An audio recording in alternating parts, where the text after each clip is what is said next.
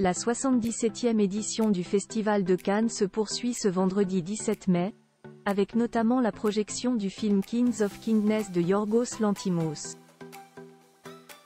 Et avant cela l'apparition très remarquée de Demi Moore sur le tapis rouge.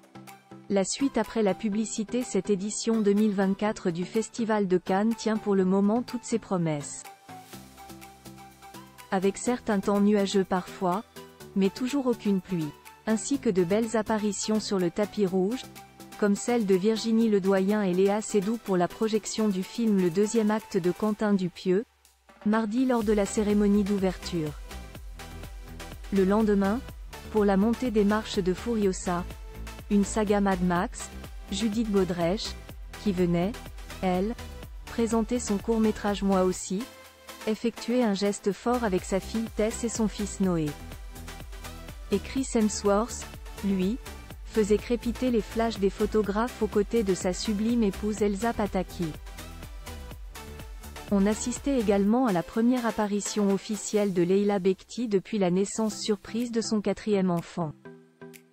Enfin, hier, ce fut au tour des acteurs de Mégalopolis de briller sur la croisette. Adam Driver était très chic en smoking blanc, face à Francis Ford Coppola, qui est visé par une enquête de The Guardian, qui dénonce son comportement sur le tournage. Ce vendredi 17 mai, c'était l'entrée dans la compétition de Kings of Kindness, de Yorgos Lanthimos. Demi Moore toujours aussi belle à 61 ans, son secret Willem Dafoe, Emma Stone, Margaret Qualley, fille d'Andy McDowell, et Jesse Plemons, le mari de Kirsten Dunst, composent le casting de ce long métrage qui a pour ambition de décrocher la Palme d'Or. Et ainsi succéder à Anatomie d'une chute de Justine Triet. Emma Stone était sublime, et en a presque trop montré, tout comme Demi Moore, présente pour le prix Chopard et qui présente un film en compétition, The Substance. Lors de cette montée des marches, elle est apparue dans une magnifique robe rouge mettant parfaitement en valeur son corps ultra sculpté. Son visage lui n'a pas pris une ride. À 61 ans, elle en fait au moins 10 de moins. Pour rappel, elle s'était livrée il y a quelques années pour le magazine américain Harper's Bazaar sur ses secrets de beauté.